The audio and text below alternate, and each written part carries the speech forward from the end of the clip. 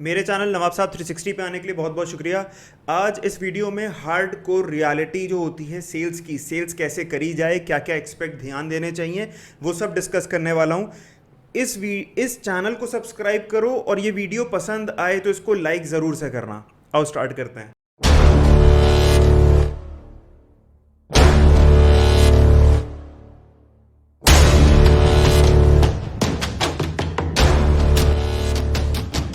देखो, सबसे पहले जब भी तुम कहीं जा रहे हो किसी कस्टमर के घर पे, ऑलवेज हमेशा हमेशा एक ब्लेज़र पहन के जाओ। ब्लेज़र अंदर फॉर्मल शर्ट।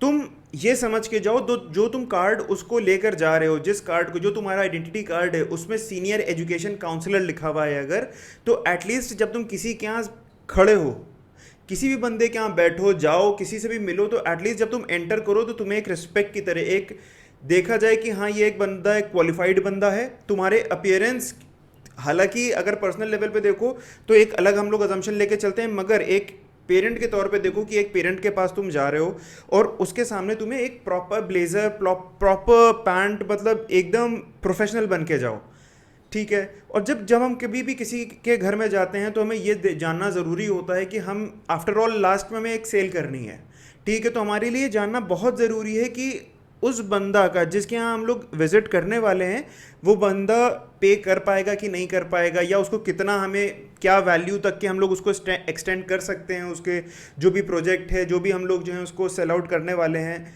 आप उसके लिए सबसे पहले आप ध्यान दो कि उसके यहाँ, जैसे जब आप घर में जाते हो तो ऑब्वियसली बात है पार्किंग नंबर जो है सबके घर के नीचे लिखे होते हैं। एक बार ऊपर चढ़ने से पहले, उसके फ्लैट में जाने से पहले, उसके घर में जाने से पहले एक बार चक्कर लगा लो उसकी पार्किंग का, ध्यान दे लो कि उसके अंदर, उसके घर में गाड़ी कौन सी खड़ी है। समझ में आ जाता है कि हाँ, गाड़ी से आप जज कर सकते हो कि हाँ क्या ये पे कर सकता है, ठीक है। उसके बाद आप ऊपर जाओ, उनके पास जाओ। और एक बहुत इंपॉर्टेंट बात, अगर आप प्रोडक्ट को लेकर कॉन्फिडेंट नहीं हो तो आप समझ लेना आप सेल कभी नहीं कर पाओगे।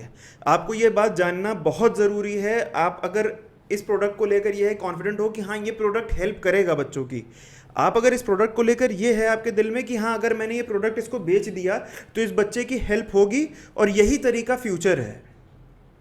बच्चे इसी तरीकों को इंटरेस्ट से पढ़ेंगे, उनका इंटरेस्ट पढ़ाई की तरफ आएगा, तभी ये बच्चे जो हैं, तभी ये बच्चे आगे जा पाएंगे। अगर ये कॉन्फिडेंट आपके अंदर है, अगर ये कॉन्फिडेंस आपके अंदर है, तो ही आप जो है प्रोडक्ट सेल कर सकते हो। वरना ये तो होता है कि कोई भी एकाध कस्टमर को, कोई अगर पड़ गया, आपने फंस गया, तो आपने एकाध कस्टमर को आप सेल कर लोगे, मगर एक रेगुलर सेल्स आपकी नहीं बनेंगी। अगर आप कोई भी, आप किसी फील्ड में हो, प्रोडक्ट को लेकर अगर आप कॉन्फिडेंट नहीं है जिस प्रोडक्ट को आप सेल करने जा रहे हैं, ट्रस्ट मी, कभी आगे नहीं जा पाओगे इस फील्ड में, ठीक है। अब हम लोग बैठते हैं, किसी कस्टमर के घर पे गए हैं, विजिट पे गए हैं, वो आमने सामने बैठा हुआ है। हम लोग सबसे पहले ये बात ध्यान रखना, उसकी नज़र में तुम उससे ज़्यादा बड़े नहीं हो, तुम अभी बच्चे हो उसकी नज़र में। मगर अब तुम्हारा जो पहला अल्फाज मुंह से निकलेगा वो तुम्हें बताएगा उस आदमी को कि तुम कितने ज़्यादा पढ़े लिखे हो, तुम्हारी एजुकेशनल बैकग्राउंड क्या है, तुम क्या हो। अब जब तुम मुंह खोलोगे अपना, तब तुम्हारा मुंह से झलकेगा कि वो तुम्हें सीरियसली ले कि ना ले।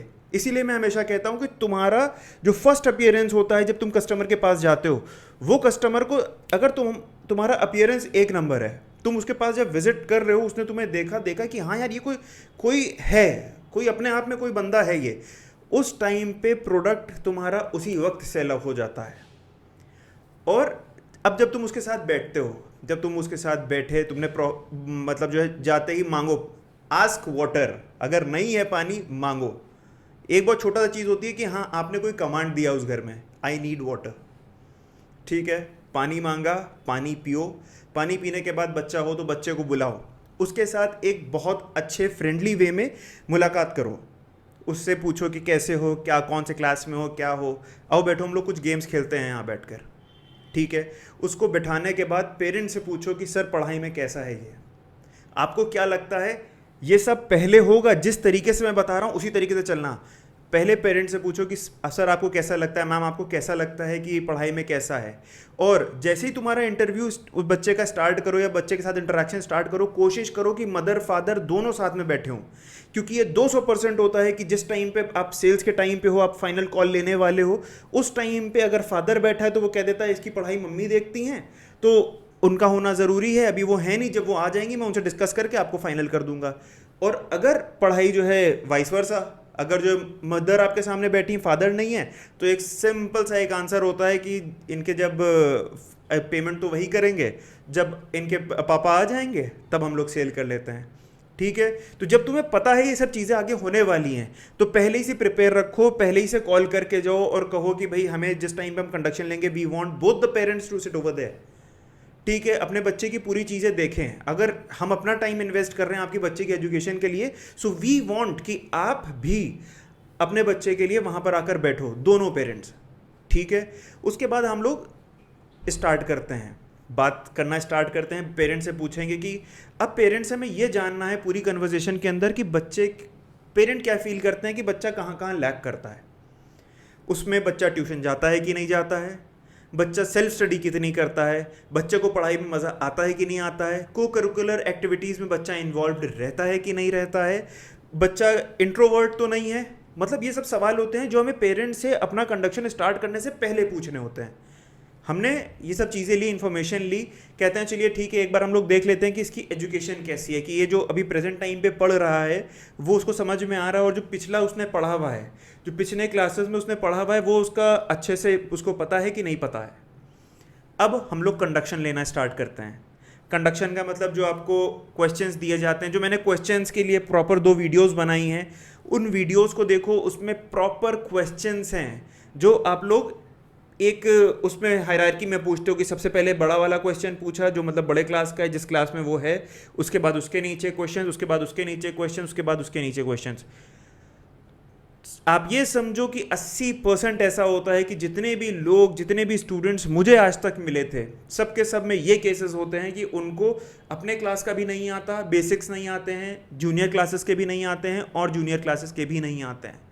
तो जब उनको आप क्वेश्चन, पहले क्लास का क्वेश्चन बच्चा नहीं दे पाता है आंसर, उसके बाद नीचे वाले क्लास का पूछोगे, अगर उसको सिंपल लगता भी है तब भी वो थोड़ा सा फंबल कर जाता है, और बेसिक्स में आते हो वो फंबल कर जाता है, और बेसिक्स में आते हो और फंबल कर जाता है। मतलब ये नौबत आ जाती है कि उसको एडिशन और सब्सट्रैक्शन करने में प्रॉब्लम होने लगती है 7th स्टैंडर्ड 8th स्टैंडर्ड के बच्चे को। तो आप इस तरीके से आप उससे पूछते हो तो पेरेंट भी सोचता है कि यार मेरा बच्चा पढ़ क्या रहा है। जब ये सब कंडक्शन हो जाता है, सब कुछ हो जाता है, उसके बाद आप पूछते हो कि सर अब करना क्या है, आप बताओ, आप इसके बारे में क्या सोचते हो, आप कैसे हेल्प कर सकते हो। पेरेंट आपको रीजंस देना स्टार्ट करता है, मैं बच्चे की पढ़ाई पे ध्यान दूंगा, मैं अभी तक देता नहीं था। सर पहले भी दे सकते थे, आपको आज ये कंडक्शन हुआ है, आप भी यहाँ बैठे हुए हो, आपको मालूम है अभी 1 हफ्ता तक आप ध्यान दोगे, उसके बाद आप भी अपने कामों में बिजी हो जाओगे और आगे नहीं देख पाओगे। वो कहेगा हाँ, उसके बाद कहेगा मैं ट्यूशन टीचर लगा दूंगा।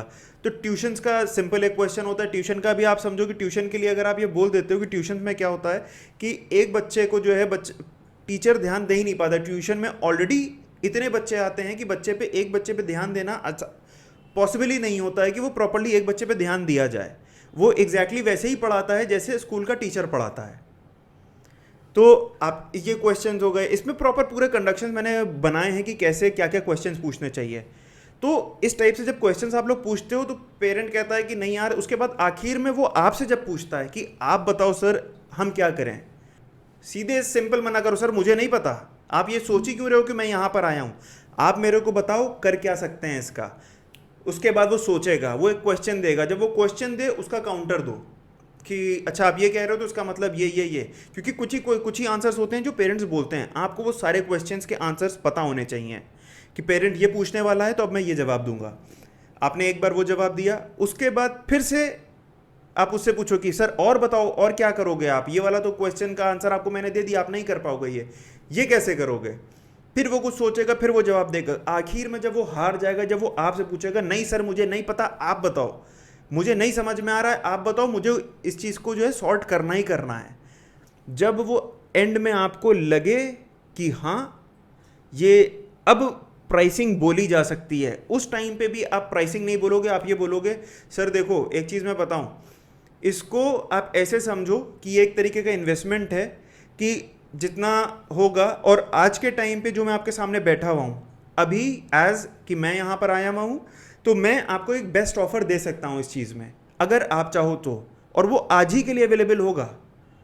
अगर आप चाहते हो तो हम लोग आगे बढ़ते हैं, आप अगर बोलोगे तो मैं आगे बताऊंगा आपको, वरना कमर्शियल की कोई ज़रूरत ही नहीं है। अगर आपको लग रहा है कि आप देख लोगे, आप ये सब कुछ मैनेज कर लोगे, तो आगे से मैं बताने की ज़रूरत ही नहीं है। तो वो पूछेगा नहीं सर आप बताओ मैं देखूंगा, तब आप उसको डिस्कस करते हो, उसको प्राइसिंग बताते हो, तब प्राइसिंग बताते हो पूरी क्लियरली, और उसको इस तरीके से बताते हो। उसको ऐसे ना बताना कि जैसे कि तुमने पूरा का पूरा एक साथ बता दिया कि सर आपको जो है 60,000 रुपये देना है, 70,000 रुपये देना है। नहीं, ये तरीका ही नहीं है सर। आप ऐसे लेकर चलो इसको, एक दिन के अंदर जो भी तुम्हारा सम अमाउंट बन रहा है एक बच्चे का, एक महीने की फी उसकी, जो भी प्रोजेक्ट तुम देने वाले हो उसको बाइफरकेट कर दो। एक महीने, जो एक साल का पूरा प्रोजेक्ट है जिसके तुम लोग 28,000 29,000 रुपये जो है आप लोग लेते हो, और भी ज़्यादा लेते हो, उस प्रोजेक्ट के लिए आप उनसे कहोगे कि सर ये वाला प्रोजेक्ट जो है ये आपको पूरा जो आपका ये क्लास का पूरा इनका ये बना के हम लोग देंगे, और इनका पर्सनलाइज्ड प्रोग्राम होगा। ये चीज़ जो होगी ये आपके लिए जो बैठेगी, आप इस तरीके से समझो कि एक महीने में आप एक महीने की इसकी फ़ीस इतनी आती है, और पर डे के हिसाब से देखो तो 60-70 रुपये आता है या 90 रुपये आता है।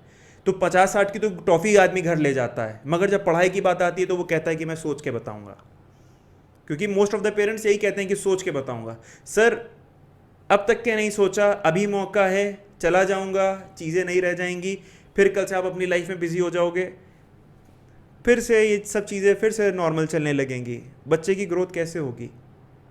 आप डेली टॉफ़ी ले जा सकते हो 50 रुपये की, मगर वही बच्चा को अगर एक एजुकेशन का एक तरीका दिया जाए, उसको जो नॉर्मल 80-90 रुपये का एक वो दिया जाए एक दिन का, उसमें आप 4 बार सोचोगे कि ये करना चाहिए कि नहीं करना चाहिए। आप सोचो सर मेरे को इसमें नहीं है, अब आप बताओ कि करना क्या है। अब इस टाइम पे आप लोग जो है पेरेंट को आप सारे ऐसे ऐसे क्वेश्चंस के आंसर्स आप दे चुके होते हो कि पेरेंट खुद सोचता है कि नहीं यार इन सब चीज़ों में तो पैसा मैं वेस्ट कर ही रहा हूँ, एक एजुकेशन वाली चीज़ पे ही पैसा लगा के देखूँ। और कोशिश करो, अगर तुम फ्रेशर हो, अभी नए नए गए हो, नई नई सेल्स देख रहे हो, तो बड़ा प्राइस पिच करो ही ना। ये समझ लो कि तुम्हारी अगर सेल्स ज़्यादा हैं, तुम्हारे नंबर ऑफ सेल्स ज़्यादा हैं, तो तुम्हें बीडीए बना दिया जाएगा। बार बार मैं हर बार बताता हूँ कि तुम्हारी सेल्स ज़्यादा होनी चाहिए। तुम नंबर्स पे ना जाओ कि तुमने जो इतनी बड़ी सेल कर दी है, तुमने 1 लाख का पंच कर दिया, कोई ज़रूरत नहीं है। 1 साल का पंच करो, सिर्फ 1 साल का ही मोटिव बना के चलो कि 1 साल का हम लोग जो है प्रोडक्ट बेचेंगे। और दूसरी चीज़, जैसे ही तुम जो है यहाँ पर उन लोगों से कभी भी वो कितनी बार आपसे पूछ लें, कितनी बार पूछ लें सर प्राइसेस बताइए, कभी मुंह ना खोल देना। अगर तुमने प्राइस बोल दिया तो 200% नहीं 300% मैं कह रहा हूं सेल कभी नहीं होगी। पूरे कंडक्शन में पेरेंट के दिमाग में सिर्फ एक बात घूमेगी कि ये हमें आखिर में इतने रुपए में इसको देने पड़ेंगे। तो वो आपके कंडक्शन पे ध्यान नहीं देगा, वो उस पे ध्यान देगा कि मैं इसको मना कैसे करूं। वो भले ही कितना वेल्दी हो, वो आपको पेमेंट नहीं देने वाला है। अगर आपने कमर्शियल डिस्कस कर दिए, आपने पेमेंट और प्रोडक्ट का प्राइस इतना है ये आपने डिस्कस कर दिया, कभी भी सेल नहीं होगी। कभी आपको प्रोडक्ट का प्राइस स्टार्टिंग में डिस्कस करना ही नहीं है। आप ये समझ लो, जब आपको लगे आपने पूरा प्रोडक्ट एक्सप्लेन कर दिया, पूरा उसको समझ लिया, उसको सारे क्वेश्चंस के आंसर दे दिए, और अब अगर आप बोल रहे हो तो ये समझ लेना, अगर आपका प्राइस बोलने के बाद पेरेंट एक और क्वेश्चन उठा देता है तो आपने कंडक्शन अपना सही नहीं किया था। क्योंकि कंडक्शन का मतलब होता है प्राइसिंग पे आने से पहले कस्टमर से पूछे जाने वाले हर पॉसिबल क्वेश्चन का आंसर आप कस्टमर को दे चुके हो। तो कस्टमर के सारे क्वेश्चंस के आंसर्स उसको दे दो, उसके बाद आराम से जो है सेल होगी। जब सेल हो जाए उसके बाद बच्चे के साथ अटैचमेंट रखो, अभी नहीं, अगले 6 महीने 8 महीने साल भर के लिए रखो। क्योंकि अगर तुम उससे रखोगे, तुम्हें नहीं पता, तुम्हें इस चीज़ का एक्सपीरियंस क्या बोलूँ, तुम्हें ये चीज़ पता ही नहीं है कि रेफरेंस पे सेल कितनी होती है। अगर तुम्हारा लिंक अच्छा है, तुम एक अच्छा रिलेशन बना रहे हो पेरेंट्स के साथ, बच्चे की केयर कर रहे हो, यार तुम एक ऐसी सैलरी के लिए वहाँ पर गए हो जो एक तुम्हें भी पता है कि वो सैलरी इतने फ्रेशर्स को नहीं मिलती है, तो एटलीस्ट अगर सैलरी मिल रही है तो उसको जस्टिफाई करो ना। थोड़ा बहुत बच्चों के साथ लिंक बनाए रखो। तुम ये याद रखना, रेफरल्स पे सेल बहुत होती है।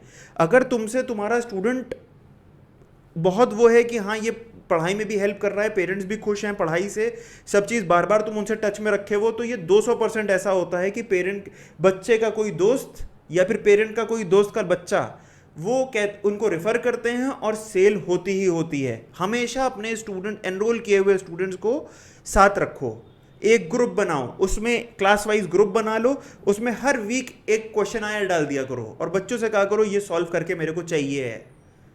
तुम अगर ये सब चीज़ें करोगे ना, तुम ट्रस्ट मी, बच्चे भी एक्सेल करते हैं, बच्चे भी ध्यान देते हैं। थोड़ा सा अपने एंड पे कुछ करना नहीं होता। छुट्टी वाले दिन अगर 2 दिन की छुट्टी मिलती है तुम्हें, तो तुम सीधे सीधे मंडे वाले दिन उनको कॉल करो, एक एक बार, जो उनको एक एक, यार कितना 1-1 मिनट की कॉल होगी, तुम 1-1 मिनट की कॉल करो। तुम, मैं क्या बताऊं, कितना कितना तुम्हारे लिए आसान हो जाएगा पूरी ये जर्नी बायजूस की, बीडीटी से बीडीए, बीडीए से बीडीएम, कितनी आसान हो जाएगी तुम्हारी। इस वीडियो को लाइक करना, और अगर अब तक सब्सक्राइब नहीं किया तो सब्सक्राइब करना। बहुत अच्छा अच्छा कंटेंट इसमें डालता हूँ। अब थोड़ा सा कंटेंट शायद शिफ्ट करूँगा मैं आगे से। धन्यवाद। जय हिंद, जय भारत।